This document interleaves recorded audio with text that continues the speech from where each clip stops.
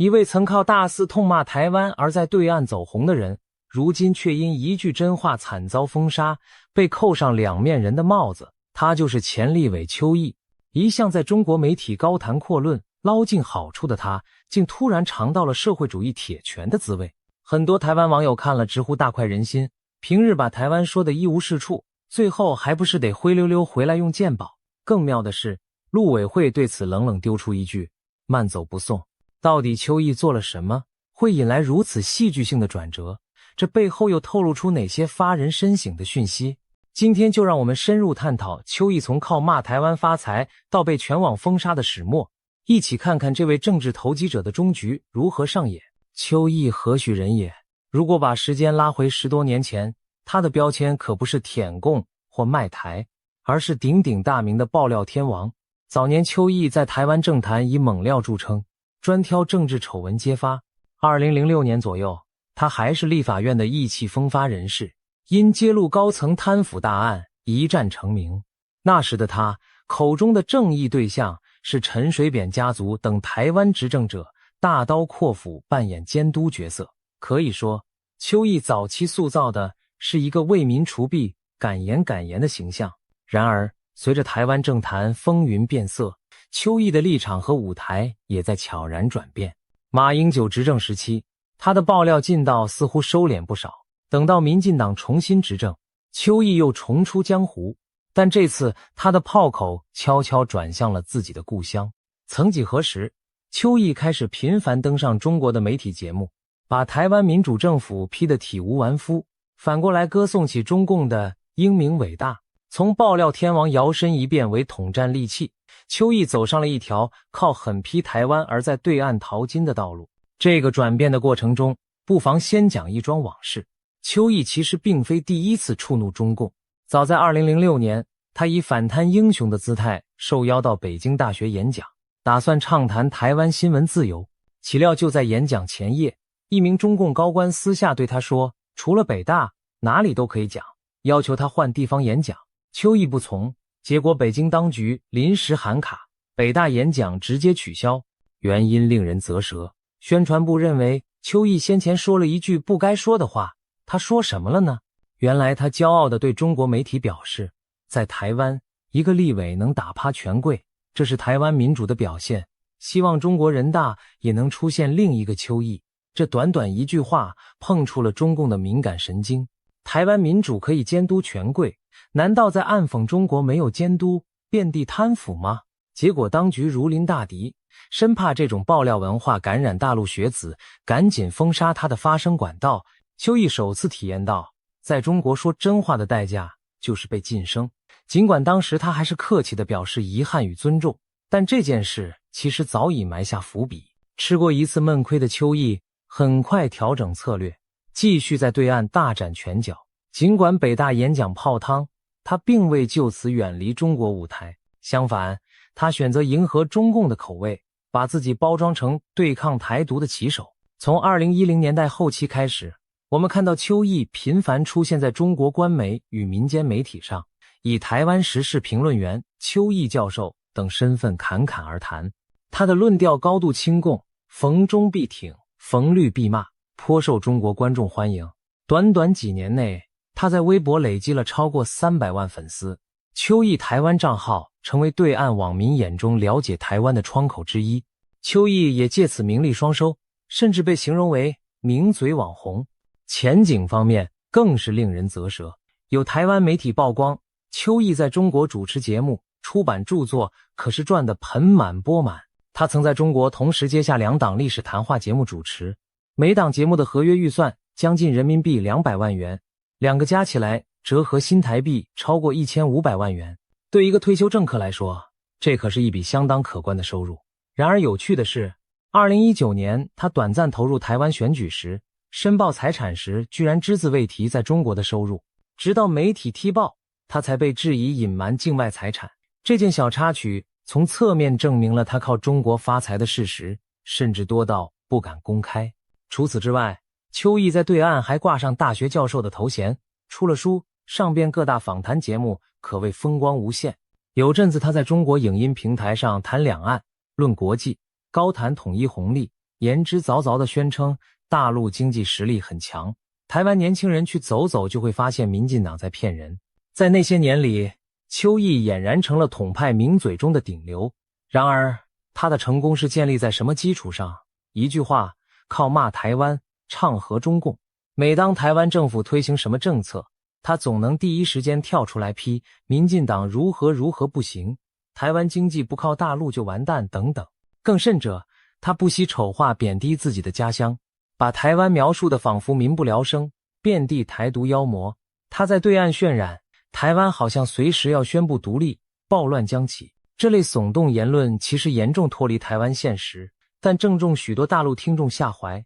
毕竟身为台湾来的前立委，他讲出的话在某些观众眼中就代表了权威与真实。久而久之，邱毅形成一套熟练的表演模式，在台湾享福利，在中国拿酬劳，两头好处捞尽。一时间，类似邱毅这样靠骂台湾致富的案例还不止他一人。譬如资深艺人黄安在中国揭发台湾艺人所谓台独言行，博取政治正确而接到许多通告。再如喜剧演员芳芳，近年来频频在中国节目上嘲讽台湾防疫和民主，换来满堂彩。这些人和邱毅一道，形成一股奇特的现象，到对岸骂台湾成了某些人的职业。对此，台湾民间戏称这些人是舔共侠、统战工具人，而他们自己则津津乐道于在中国的风光，甚至以爱中国、反台独自我标榜为荣。邱毅也不例外，他的一生仿佛在不断选边站队。年轻时拥护统一理想，中年时加入蓝营接弊，之后又投入统派阵营大捞利益。他的一系列操作究竟是出于理念，还是为了个人前途，外界看在眼里，多半心知肚明。许多人认为他就是个政治投机者，哪里对自己有利就往哪儿靠拢。邱毅也曾在媒体前自我辩解，声称自己是真心认同祖国强大，不是在两面讨好。然而现实很快给了他迎头一击，无论他多么卖力表忠，其实在中共眼中，他始终是自己人以外的外人。高潮来了，2025年下半年，邱毅在中国的风光日子戛然而止。事件的导火索据传只是他无意间说出的一句大实话。究竟是哪一句话如此杀伤力惊人？根据多方消息，当时邱毅在大陆某节目或访谈中被问及对大陆经济形势的看法，他一时真性情流露，说了句稍有违背宣传调的真话。有传言指出，他提到大陆经济现在的确出现了问题，例如内需不振、失业率攀高、房地产低迷等，呼吁当局正视现实，改善民生。也有人说，他坦诚中国经济发展速度放缓，没有想象中那么乐观。总之，不管原话是什么，大意都是承认了大陆经济的下行压力，没像官媒宣传的那般岁月静好。就是这么一句实话，瞬间捅了马蜂窝。要知道，经济问题在当前的中国属于高度敏感议题。近年来，中国经济确实遇到不少麻烦，青年失业率一度高企，甚至官方干脆不再公布数据。房地产巨头接连暴雷，地方债务沉重等等，但官方口径向来是总体向好，韧性十足，不允许公开场合唱衰经济。在这种氛围下，邱毅作为一个外来评论员，哪怕说的是事实，也等于戳破了某种脆弱的幻象。中共最忌讳别人揭短，特别是眼下正需要对内鼓舞信心的时候，一个台湾人如此直言不讳地道出经济隐忧，这岂不是给党的执政成绩泼冷水？换言之，邱毅这一开枪，在某些中国民族主义者眼里，简直成了吃里扒外的背叛。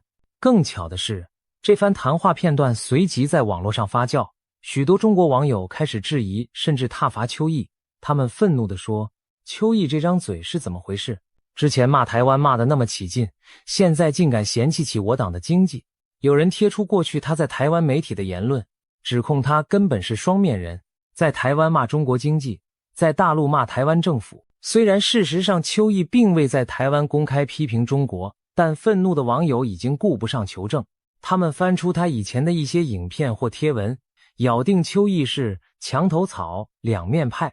一时间，邱毅两面人这个标签闹得满城风雨，甚至有亲共的大 V 发文痛斥，某些所谓台湾学者吃我们的饭，砸我们的锅，字里行间矛头直指邱毅。短短几天内，舆论风向骤变，过去还称他毅哥的粉丝们纷纷倒戈，网络舆情迅速引来官方警觉。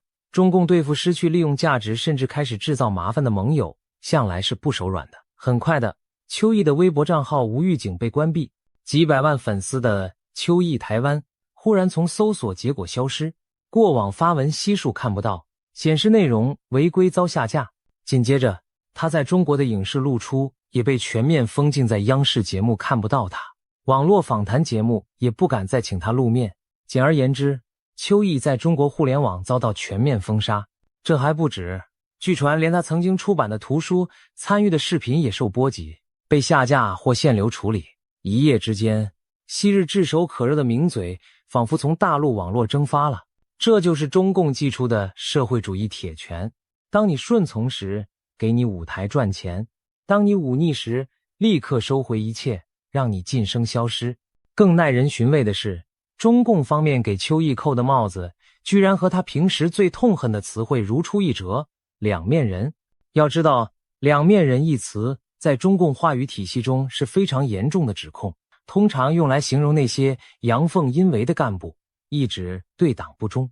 在台湾，亲共人士也爱把不听话的人骂作两面手法等等。如今，邱毅自己被贴上这张标签，无疑宣告他被中共彻底打入冷宫。从此，他对中共而言不再是自己人，而是防范对象。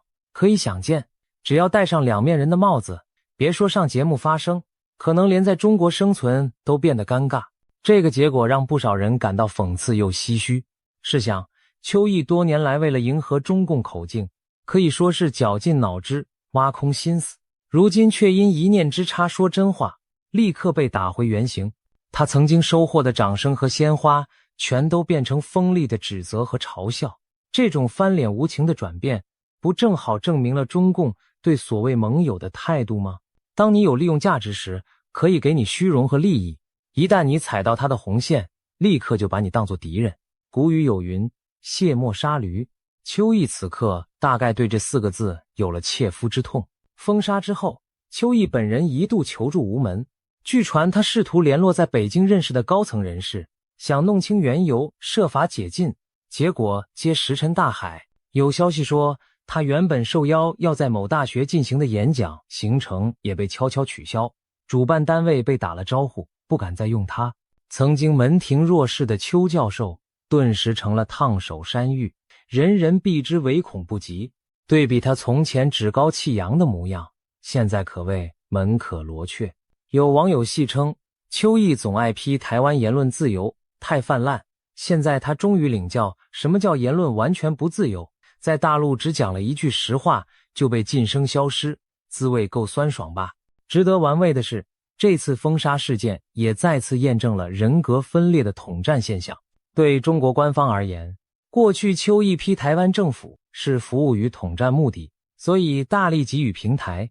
可当他披露中国经济问题时，就瞬间从统战工具变成了需要被统战对付的对象。哪怕他过去立下汗马功劳，也抵不上一句让当局难堪的真话。从此中国网民不会再听到他的声音，仿佛他从未存在过。这种榨干利用价值就丢弃的手法，让人联想到历史上许多被革命所祭旗的人物，在运动时期冲锋陷阵，胜利后却被清算。邱毅虽非中共体制内人员，但充其量是个外来吹鼓手，连自己人都称不上，又怎会有善终？邱毅落得如此下场，难道真的只是因为一句话吗？其实这句真话只是导火索，背后折射出的问题更值得深思。总结来看，邱毅触怒中共有几个层面的原因。挑战宣传幻象，他接了经济困境的短，等于当众揭开官方苦心维持的面子，这在集权体制下属大忌，不容触碰。中共需要的是传声筒，而不是直言者。邱毅一旦越线揭露真相，角色立刻从宣传者变成了危险分子，身份的原罪。不管他如何亲共，邱毅终究是台湾人。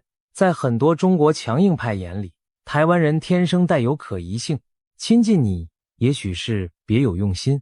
一旦他说了不中听的话，立刻被怀疑，狐狸尾巴露出来。中共对统战对象从来都有戒心，防止养虎为患。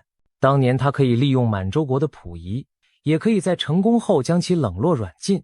对邱毅这类人，他们也从未真正信任。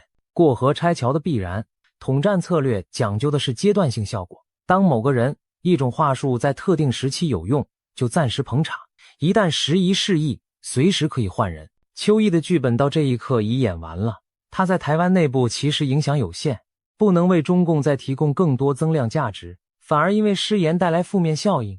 那对不起，下一位更听话的人选已在路上，他就可以退场了。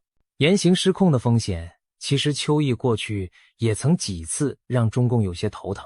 像2020年台湾大选后，他在微博发文罗列两岸僵局的8大原因，其中之一是批评大陆将领光说不练，助长台独气焰。这话当时就引起两岸网友齐声挞伐，质问他是不是在挑衅解放军，真打过来。可以说，邱毅的直率个性有时不受控，为表示自己的专业独立，偶尔也批评中国方面。但中共要的从不是一个有自主思考的智囊，而是一台随喊随叫的扩音机。当邱毅表现出不完全驯服的迹象时，他的风险价值就超过了利用价值，遭弃用是迟早的。简而言之，邱毅的悲剧不仅仅是他个人的选择失误，更是专制体制必然性的体现。在那种体制下，你不能指望有真正的安全感或言论自由，即便你曾是座上宾，也可能转瞬变弃子。今天的邱毅只不过是再一次验证了这个残酷的真理。封杀风波后，邱毅在中国彻底失声了。对一个30年政治生涯的大人物来说，忽然间天地变色，人走茶凉，内心滋味可想而知。这时候，他唯一的退路似乎只剩下一条：回台湾。毕竟，他虽被中共嫌弃，但在法律上仍是中华民国国民，台湾是他的出生地和拥有户籍的家乡。然而，问题来了，他回得来吗？回来后又将面对什么？消息传到台湾后，网络上掀起一片讥讽之声，不少网友酸溜溜地说：早知今日，何必当初？当初骂台湾卖力，现在落魄了，想起健保香了。尤其对于回台用健保这件事，大家议论纷纷。原来，类似例子早有前科，前面提到的黄安就是典型案例。这位歌手常年定居北京，逢人便说台湾不好，大陆真好。结果前几年心脏开刀，却悄悄飞回台湾，在台大医院动手术，用的还是全民健保给付。消息曝光后，台湾社会群情哗然，痛批他平时喊打喊杀，生病就回台湾享福。黄安当时辩称自己缴了健保费，有权使用，但舆论并不买账，很多人认为他吃台湾、骂台湾两头赚便宜。还有一位艺人芳芳也类似情形，他屡屡在中国发表抹黑台湾的言论，引发争议。2022年前后，芳芳索性搬到中国生活。然而有人揣测，若他日后年老生病，会不会也跑回台湾享医疗资源？毕竟台湾的健保对年长者非常有保障。对此，台湾网友早就拟好台词：别回来，平常说台湾不好，怎么生病就想到台湾医院了？这些话如今也同样送给邱毅。那么，邱毅真的哭求回台用健保了吗？目前没有他亲口求饶的公开说法，但从情势判断，他极可能选择返台避风头。一来，在大陆已无立足空间；二来，他年逾60，医疗照护需求只会增加，回台湾能享受健保与相对自由的生活保障。与其说他哭求，倒不如说是不得不回。只是在民意场域里，大家宁可把他形容的狼狈一点，好解一解心头恨。谁让他当年对台湾口出那么多恶言，如今落难，民众哪会同情？有意思的是，针对邱毅可能返台，台湾政府的态度也很耐人寻味。记者就此事询问主管两岸事务的陆委会，看他们怎么说。陆委会并没有指名道姓谈邱毅，但发言人表示，任何台湾民众在海外遇到困难，需要返台就医，都可以按规定办理。我政府保障人民权益，但对于长期不认同台湾，甚至协助中国对台统战的人士，还请他们自己掂量。这番话看似中规中矩，实则暗藏玄机。前半句是基于人道与法律，强调不会拒绝自家国民；后半句则话锋一转，点出邱毅这类人的敏感身份，语带讥诮，翻译成白话就是他要回来享受健保，我们不会拦，但也别指望我们热脸贴上去欢迎，你当初选边站就该想到会有今天。陆委会这种冷处理，正是所谓慢走不送的官方版，既没有违背政策原则，又表达了轻蔑态度，可谓拿捏得恰到好处。对于邱毅这些年的所作所为，多数台湾民众可谓怒其不争，恨其不忠。在许多人眼中，他简直是吃台湾长大却回头骂娘的忤逆子。尤其他过去言论中有不少是站在北京立场指责台湾，例如他曾批评台湾的民主选举是金权游戏，称赞中共的制度高效稳定，或者讥讽台湾保护本土产业就是自绝于中国市场，种种言辞都充满贬义家乡的味道。这些积怨一朝爆发，网络上活该报应的声浪四起，一片幸灾乐祸。很多人直接送他3个字：滚回来。表面上是叫他滚回台湾，实际带有羞辱意味，潜台词是你在外面混不下去了，只能灰头土脸滚回来。甚至有人主张应该注销他的户籍，不让他再占台湾资源。虽然这在法理上行不通，但足见民众情绪之愤懑。毕竟从爱国主义出发批评政府是一回事，但像邱毅那样跑到敌对政权麾下领俸禄，回头反过来影响台湾内部舆论，很多人视之为叛徒行径。不过也有少部分声音比较理性或宽容，他们认为邱毅再怎么样也是台湾出生长大的，只要他没放弃国籍，法律上就还是自己人。台湾是一个民主法治社会，不应也不可能因为政治立场就剥夺他公民的权利。如果他回来安分生活，用健保治病也好，退休养老也好，社会大可不必和他一般见识。一些主张和解的人甚至说，让他看看民主社会才是真正照顾人民，他也许会反思。当然，这种声音在网络上相对微弱，盖不过铺天盖地的嘲讽。但不可否认，台湾的开放环境正体现在此。即便骂过自己的逆子，回家门口也没有铁锁等着，最终还是能够回归正常生活。从另一角度讲，这恰恰凸显了台湾制度的包容与人性，不会学中共那套清算斗争。或许未来某天，邱毅真的低调返回台湾，我们会看到他办健保卡、挂号看病，重新过起平凡日子。届时大概不会有媒体长期追逐报道，毕竟他已经是失势人物。台湾社会对于失势者通常不会赶尽杀绝，更多是以鄙夷的眼光看待。也许邻里间在茶余饭后指指点点，看，那个就是以前天天在中国骂台湾的某某，但除了舆论谴责，并不会对他人身安全或基本权益造成什么损害，因为法治会保障他的自由，也因为大多数台湾人发泄完不满情绪后，仍会选择回归生活本身，不致无休止地骚扰他。这点又和他曾占的那片土地形成强烈对比。在中国，要是被扣上卖国贼的名，你可能永无宁日；而在台湾，即便被认为卖台，法律也不允许私刑和迫害发生。可以说，邱毅用自己的遭遇让我们再一次对比出两岸体制的高下，只是他自己恐怕很难光荣地承认这点吧。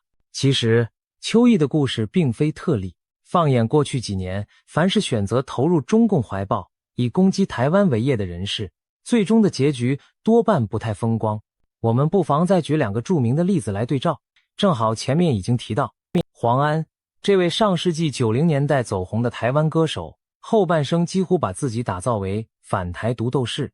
他常年定居北京，在微博上盯着台湾艺人的一言一行，只要谁在社群媒体透露一点点台湾主体意识，他立刻举报痛骂，贴上台独标签，逼得对方道歉，甚至失去大陆演艺机会。一时之间被黄安点名，成了很多台湾艺人的梦魇。凭借这股威风，黄安在中国媒体曝光率大增，捞到了节目和商演资源。然而2016年前后，黄安在北京突发心肌梗塞，命在旦夕。他思来想去，竟选择飞回台湾治疗，原因无他，台湾健保便宜又便利，医疗技术也好。据说他住进台大医院，做了心脏绕道手术，花费若自费可能数百万台币，但因为他还保有健保，只付出极少部分，黄安术后大赞台湾医疗怎样怎样，丝毫没意识到自己行为的讽刺性。消息传开，台湾网友气得痛骂，亏你良心过得去。虽然黄安确实依法有健保资格，但大众观感极差，认为他根本是狼心狗肺。后来黄安也不太敢再高调针对谁，逐渐淡出人们视线。目前他仍在中国生活，但在台湾的名声早已臭不可闻。芳芳，本名陈芳慧，美国籍的台湾资深谐星，她近年活跃于中国综艺，以极度谄媚中共的言论博得掌声。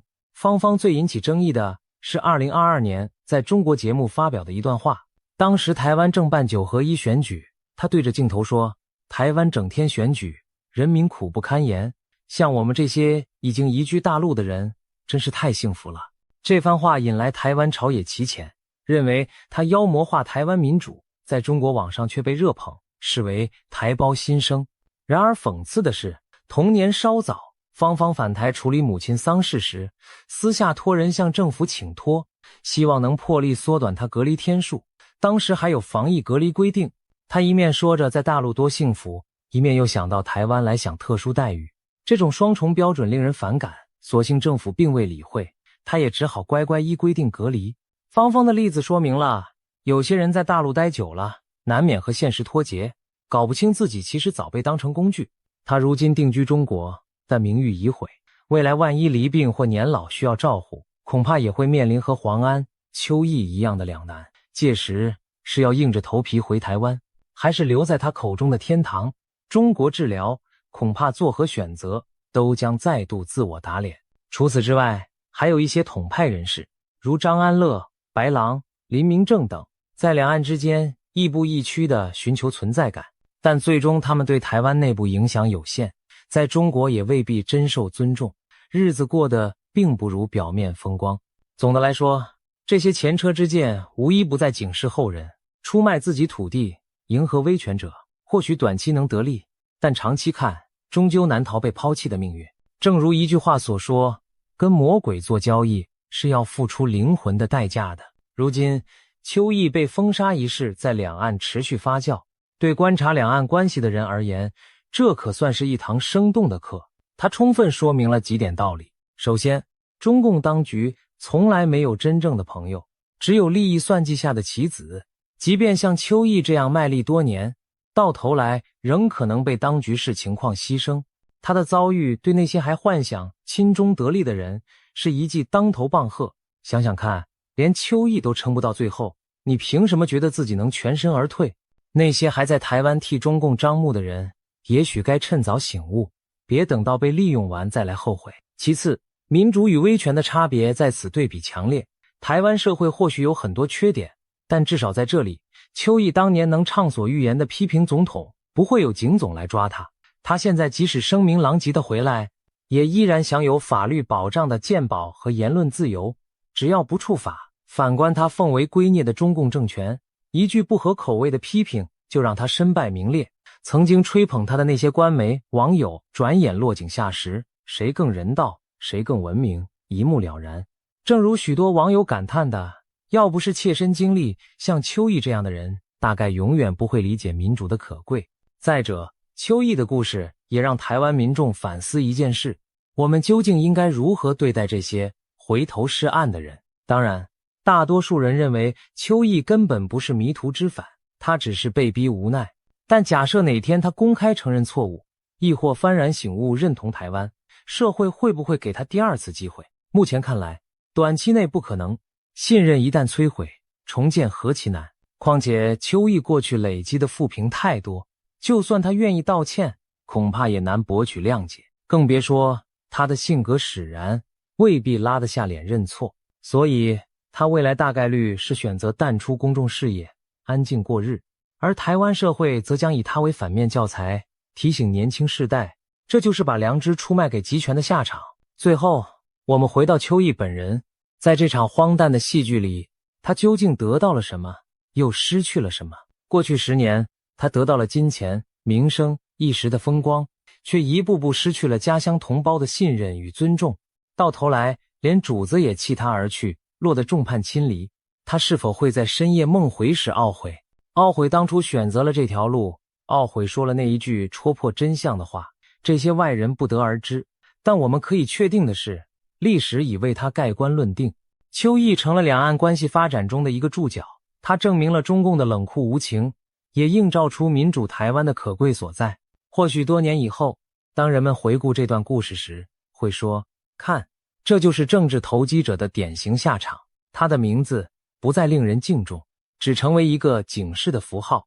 邱毅从靠骂台湾发财到惨遭全网封杀，这跌宕起伏的经历就像一场现实版的世态炎凉剧。对岸掌声雷动时，他春风得意，转眼风向骤变，他众叛亲离。这其中没有半点偶然，有的只是独裁者的算计与人性的教训。对个人而言，唯利忘义终究难逃自食恶果；对社会而言，民主价值需珍惜，威权本质应看清。希望这出戏能给还在观望甚至心存侥幸的人一些启发。追随强权表面风光，其实如履薄冰，一着不慎满盘皆输，倒不如脚踏实地珍惜眼前自由，莫到失去时方知可贵。回首这场闹剧，我们或许可以稍带同情地说一句，邱毅其人其实也曾有理想有才华，只可惜走错方向，误把龙蛇当恩人，结果沦落如此。然而世间没有后悔药可吃，每一步选择都在书写命运的结局。邱毅用自己的人生上了一堂课，也唱完了一出戏。剧中人散之际，我们不必为他掉泪，但可从中省思台湾的未来属于真正热爱这片土地的人，而不是那些把灵魂典当给集权的人。任何诱惑都换不来长久的荣耀，因为真正的荣耀来自于站在历史正确的一边。希望今后少一些邱毅式的人物，少一些令人唏嘘的剧码。我们也愿意相信，在民主的环境下，自由之花自有足够魅力留住大部分人的心，不再让集权有可乘之机。故事说到这里也算告一段落了。邱毅的沉浮兴衰就摆在眼前，是警示，也是注脚。历史的剧场中，每个人都在选择自己的角色。那么各位，若是你，又会选择扮演怎样的角色呢？我们不妨拭目以待。